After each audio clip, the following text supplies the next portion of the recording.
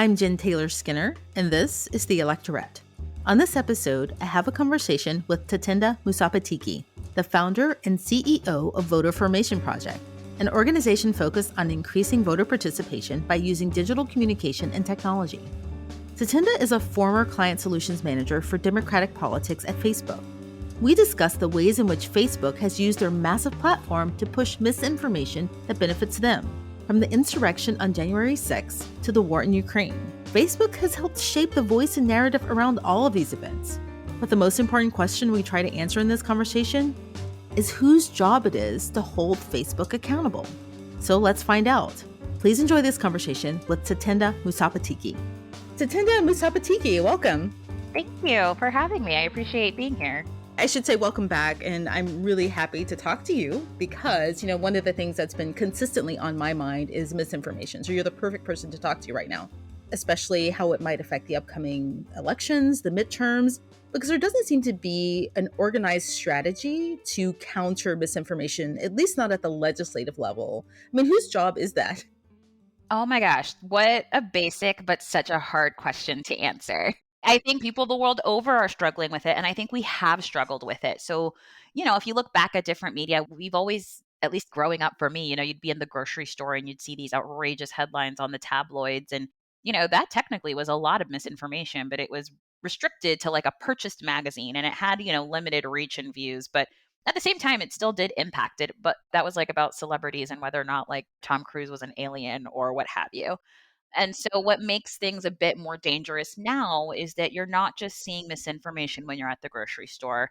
It is ever present on our phones, in our social media feeds, which is where we consume a lot more information and spend a lot more time than we think we do. And I think people aren't quite aware of just the volume of time that we spend on our phones and in social media, or even with digital video across different platforms.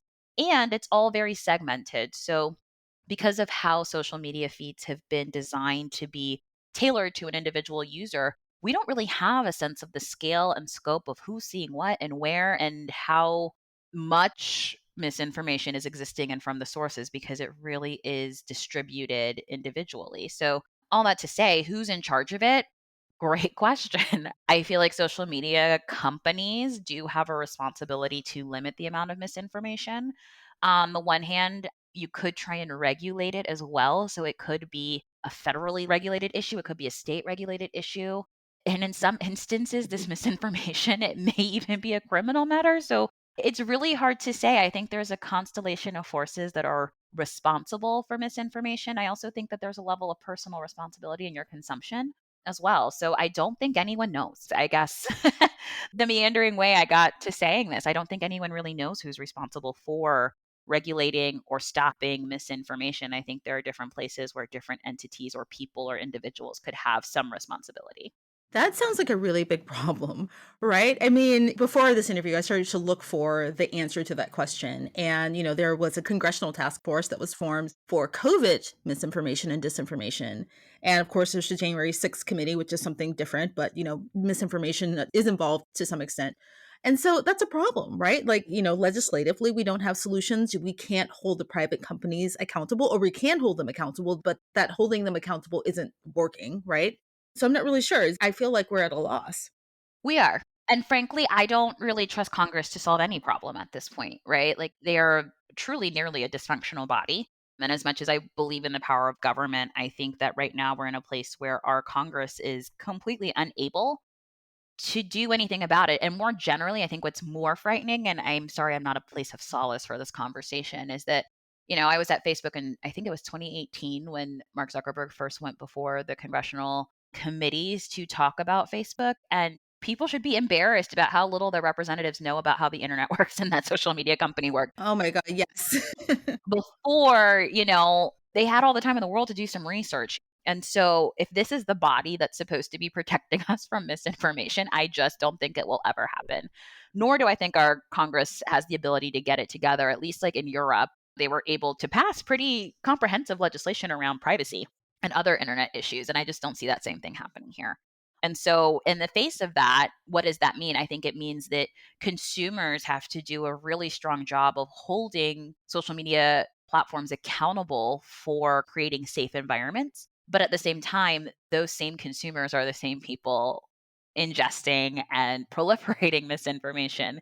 So it really is just such a complex problem. And I almost cringe when I hear people say, well, the social media companies can just fix it or Congress can just fix it. And no, like there's so many different problems from how the misinformation is created down to media literacy about how can people identify misinformation or even just what counts as misinformation versus someone mistaken, which is also a thing. So it's just so complex. And I think one thing I would love for people to take from this conversation is that there isn't a simple answer and that we need to be approaching misinformation from a wide variety of lenses in order to try and limit its effects and its proliferation.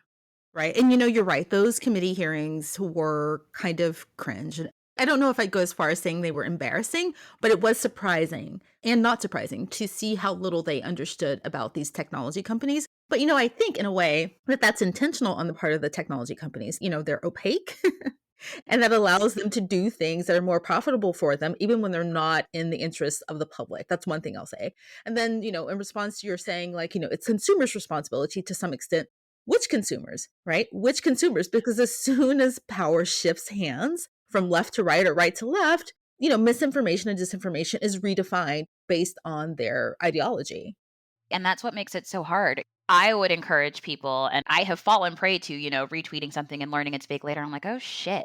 I herald myself on being like a really educated like user and I've fallen for things. And so I think having every person try and be a bit more cognizant, but even then, there are a lot of users and people out there who just don't know the difference, especially older internet users. I think we often can forget that a lot of elderly and older people use the internet, but they don't have the same level of literacy that millennials and younger do because we grew up with this tool, right? And we are able to suss out, I think, a little bit better what seems real, what seems fake, and whatnot. And so I say that with a grain of salt, not to say that like people are responsible. No, not at all. It's just to add another level of complexity as to the things we need to think about. But certainly, like what is categorized as misinformation? What is fake news, false news? Like how do we even label these things?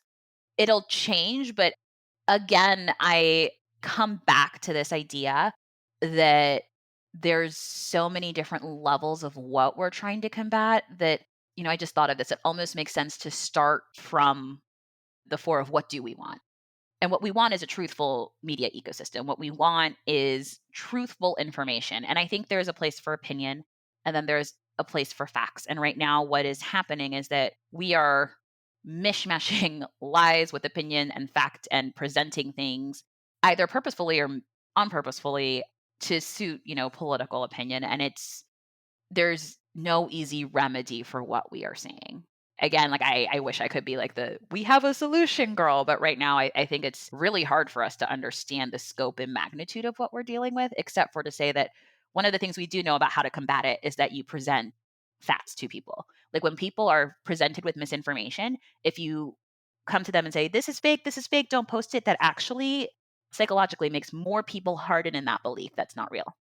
So the best way that we can counter misinformation is through presenting facts and making someone consider the truthful information versus the misinformation. And then people are more likely to question misinformation as they see it, so long as they are presented with a countervailing opinion or a countervailing fact. And so one of the things I can think of that we need to do is just be very aggressive with making sure that we are putting out correct news and making sure that feeds of all stripes of people are seeing actual information of what's happening. And that's, again, easier said than done. Right. As you were saying that, I was thinking that the closest model I think we might have, you can tell me if this is fair or not. The closest model that I can think of would be maybe the FCC.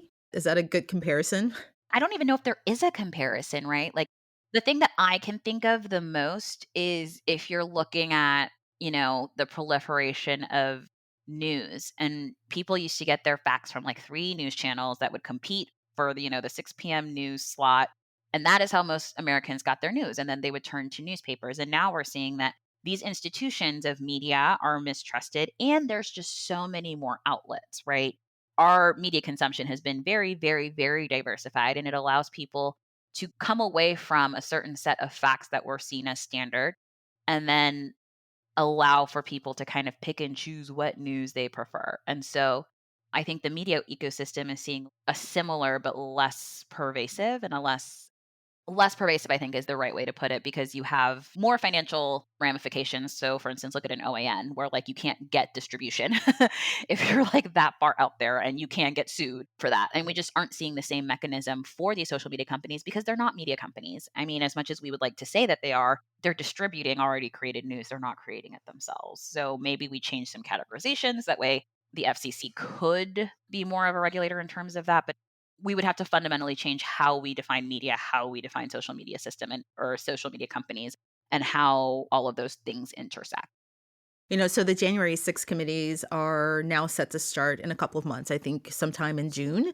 Originally, I think it was in April, but now it's in June. But it feels like new information is being uncovered every single day. Who was involved, what they did, which social media companies. Actually, the social media piece has always been pretty consistent, and that's been mostly on Facebook, particularly on Facebook, as far as the public is concerned. One of the things that happened early on in relation to the planning of January 6th was the formation of that group, the Stop the Steal Facebook group. And I think it was created right after the election in November. And it was only after January 6th happened that Facebook made a move to take them down. I think it's fair to say that that was too late, obviously, right? And I think it was the day after that that Twitter took down a similar group and it took Trump off of Twitter. What took them so long to make that move? Oh gosh, you're bringing me back to a time in my life where I would just be like asking the same question. So I think there are a lot of forces at play when people are thinking about how do social media companies decide to take down something. So, one, first, it's time and identification. The thing about groups is that groups tend to be less prominent than feed to find, if that makes sense. Like you can make groups private. They don't have the same level of visibility as like any kind of public post. And they're a little bit harder to surface until you have huge amounts of people in them. And that's not to say there weren't, but identifying groups is something that I think that at least when I left, and that was now 4 years ago, wow, identifying or being proactive about identifying dangerous speech in groups was a novel place to begin work on enforcement, right? That was like a thing that organizations still hadn't come to grips with, like, oh, we need to do this better. So that's one, finding the groups themselves and the content within them. I think step two that I think more people are understanding, but like there is always a debate about the bounds of speech versus the bounds of safety. And one thing worth highlighting is that many times in these conversations, you don't necessarily have the most diverse group of people making the decisions. One, in some instances you do, but in many you don't. And when I say diverse, I don't just mean in terms of race, I also mean in terms of political ideology as well. So that's another piece. And so you'll have folks saying we need to err on the side of free speech. I would say Mark Zuckerberg very much so believes in this ideal of like more speech equals better society, which is arguable at best. And so you have that determination, right? Another thing that can take time is like any bureaucracy. Someone identifies something, someone makes a recommendation, they tell their boss, who tells their boss, who tells their boss, who tells their boss, and then it becomes an entire debate. And then the head honcho has to make a decision. This all takes time as well. And then the other thing is that there are always considerations made for the politics of the situation. As much as any organization will claim that there weren't, that's not true. Like there are decisions made, or there are not even decisions, but comments made about if we do X thing, it is going to have this impact on X politician, which could have this impact on our business. It could have this impact on our ability to lobby.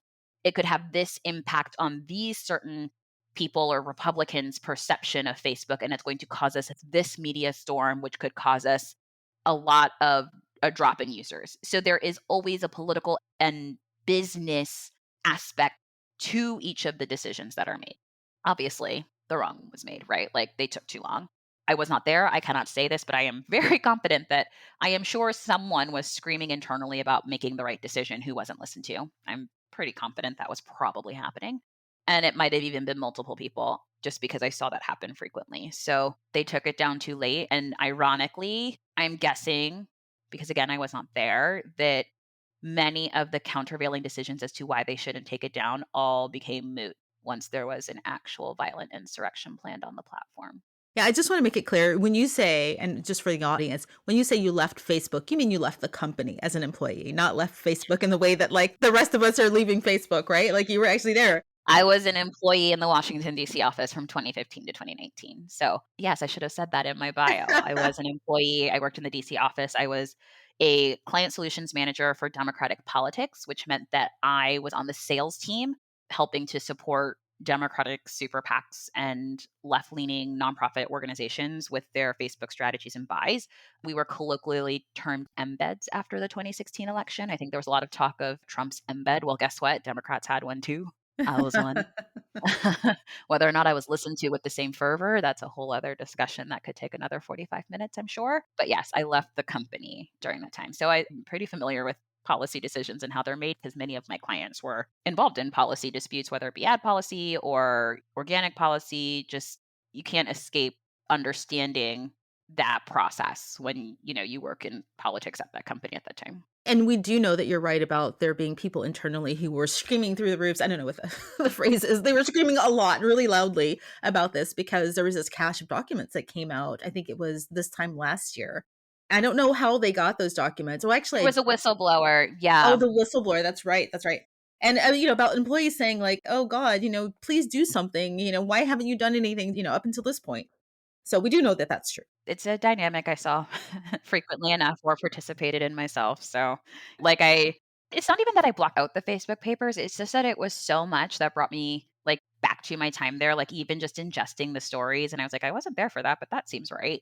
Those papers are somewhat reflective of how life was for Facebook employees at the time. And another thing you mentioned about it not being an easy thing to identify what should and shouldn't be allowed. It's easy, for someone like Trump, like, yes, remove the account. We know who this person is. We know what he's spewing, but for groups, it's a little bit less clear. And the example that I thought of was now I am actually new to Facebook as a user, never an employee, but as a user. And I came onto Facebook only because, well, first of all, let me give you a little background. So I worked in technology too. I left, I think it was shortly after the 2016 election. And I never got onto Facebook because I know, being an employee of one of these companies, I know what happens with user data. So I never wanted to be on Facebook or Twitter or anything. But I only joined after the 2016 election because I wanted to go to some of the marches and the protests. And the only place that you could find these groups, especially in regard to the Women's March, was on Facebook. I only joined Facebook so that I could find out where the Women's March was. And I've been on ever since. And so if you're internal to Facebook, if you're there as an employee, how do you differentiate the Women's March? There's a good chance that it would have never turned violent. But let's just say, how do you make a distinction between that kind of organizing and Stop the Steal? That's a lot of the questions that people wrestle with, and I think people who lean more conservative would say, early on in the organizing, you couldn't see a difference, right? And I think that's fair. I think that people come to social media groups and discussions wanting to be honest about their thoughts and feelings, and, there is a line between safe or nonviolent conversation and violent conversation, right? And I think it is when you start to see organizing of violence. I think it's when people start to organize bringing their weapons. When you start to see signs of that kind of organizing, that's where it becomes different because people were certainly angry after Trump was elected in those groups. Like people wanted to make a change, but they were planning a nonviolent protest. It's not like people were like, we're going to come to the Capitol and bring your AK-47 and what other weapons you want, we're going in. It was like, "No, we're all gonna walk down the street with our pink hats on." Like, there's just not even a difference in tenor, but, like, a complete difference in tactics being discussed. Like, no one was talking about, like, breaking a building or taking over the government. It was like, we want to send a message that women are not okay with the political regime, not we're going to take over the political regime and actually prohibit the United States government from doing its functions. So that's where I think the difference is. I really think if someone seems to be organizing violence of any kind, or frankly, like the purchase or sale or exchange or grouping of weapons, which is not allowed on the platform anyway, that should probably be shut down. Excellent point. Yeah, that's an excellent point. I think one of the things that isn't clear for people is what is in it for the social media companies. I understand that at some level there's some kind of monetary gain, right? There's profit to be gained, in users, but how does that work exactly? So keeping a group like Stop the Steal on or somebody like Donald Trump on Facebook for longer than he should have been, how do they benefit? Well, one thing I think that liberals can often take for granted as a liberal who work closely with conservatives and very much so understands some of that thought process.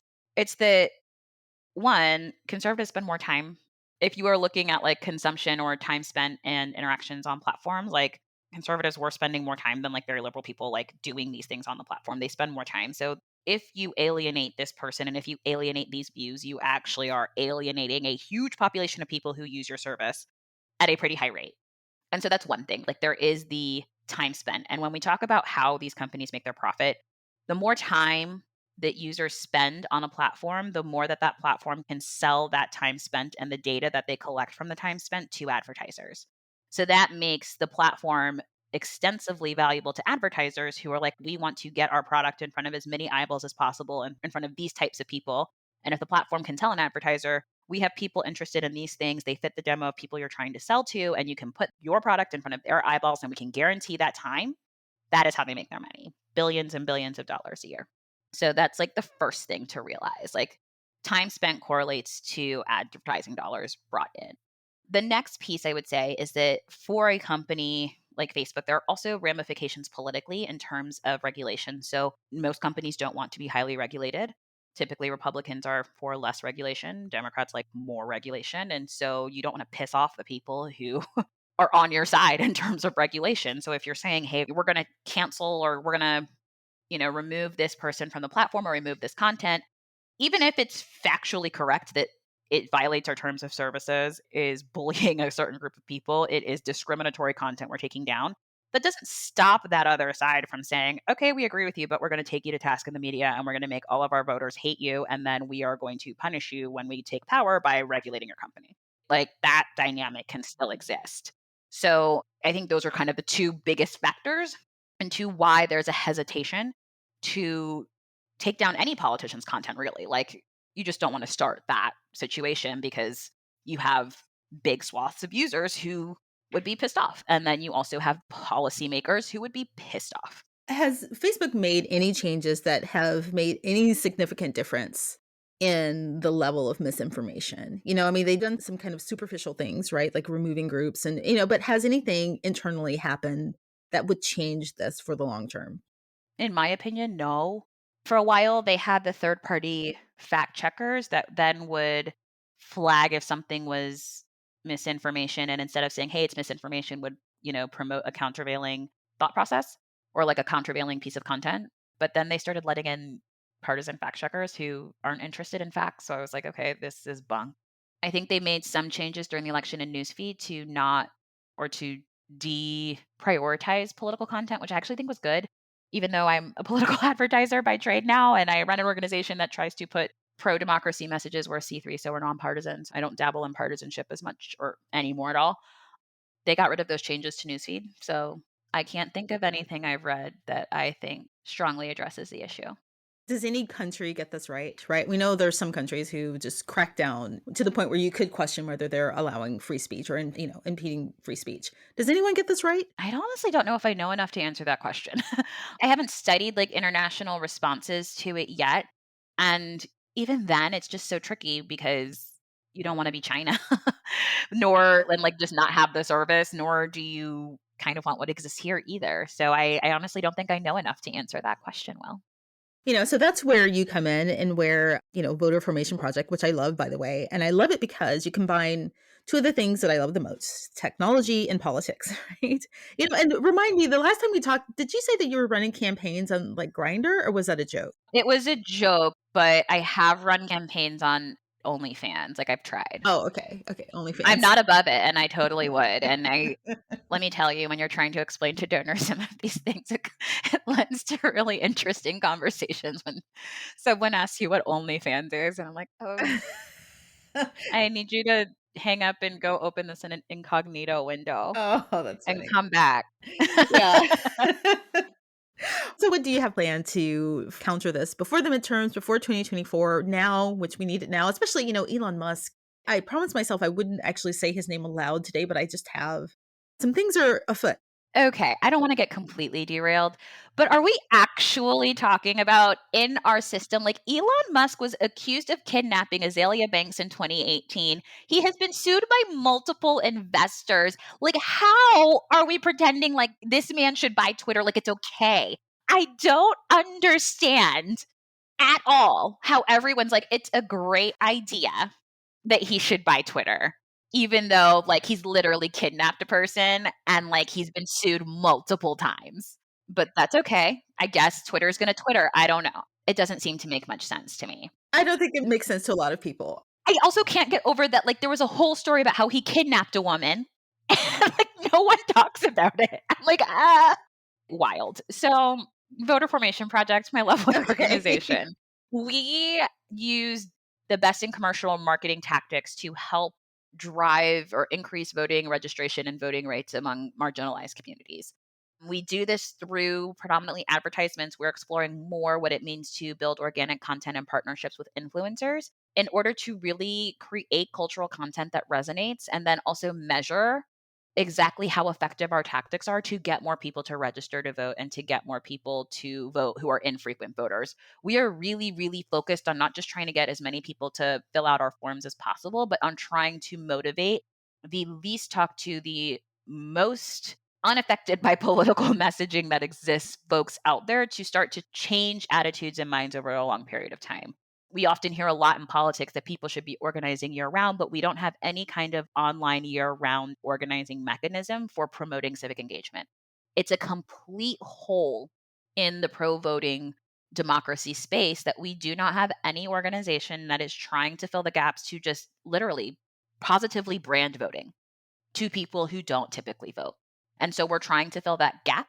We are beginning to build our programs now. That way we can hopefully stay on in certain states through not just this election, but like all the way through 23 into 24, because we know that the communities that need to hear these messages the most are the ones that are often left behind in political messaging and political strategy because they're less likely to vote. And I don't think that we can live up to our American ideals unless we're truly trying to make sure that every citizen is represented through their vote. I love what you just said. I have to repeat it. To positively brand voting, right? You think that would be a given, right? But it isn't because there are certain groups and certain people who are trying to make voting a negative thing. And so I love that. You can say it again if you want. But have you shifted strategies from in the past year or, the last time we talked, or have you expanded? What has changed? We have defined our states, so we're going to be working in Arizona, Nevada, Michigan, and Pennsylvania if we reach our initial fundraising goals. We are starting to like test. So, a big thing that's changed since the last time we spoke is that Apple implemented a lot of privacy changes that have impacted how these organizations like mine and even all political organizations do their work.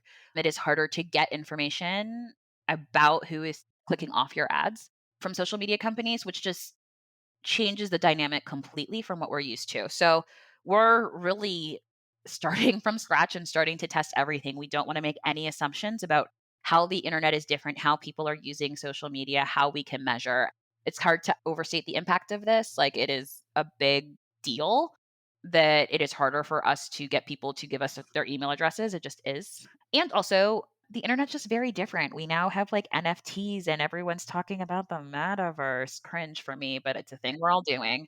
And so we need to consistently be modernizing. It's why I love this work.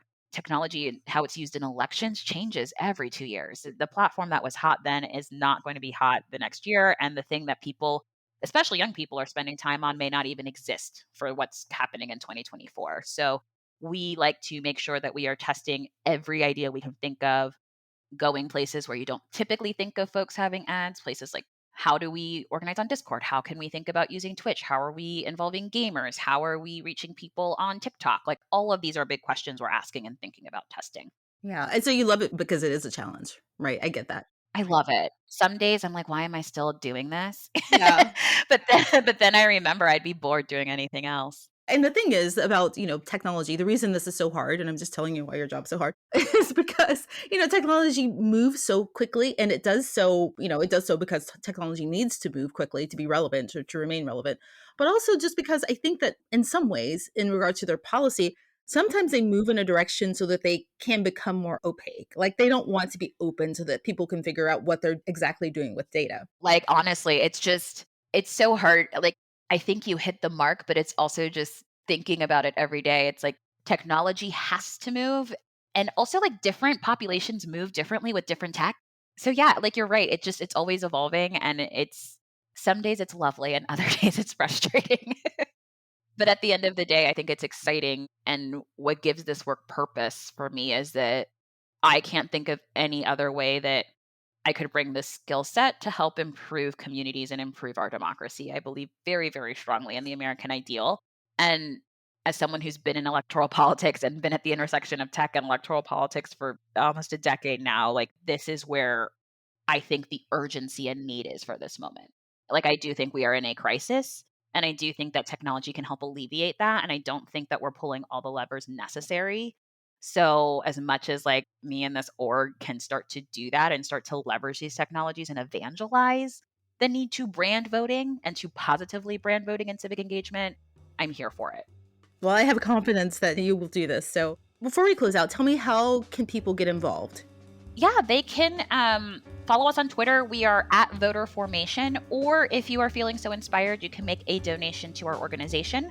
Our website is www.voterformationproject.org, and you can click donate in the upper right-hand corner. Tatinda, thank you so much for all you've done. Thank you for your work with us, your organization. And yeah, I'll come back and talk to you again sometime. Thank you so much for having me. I'm sorry I was such a Debbie Downer in the beginning. It's scary and misinformation's big, and I don't think we should shy away from big problems. So I wanted to be honest. We need honesty. Thank you.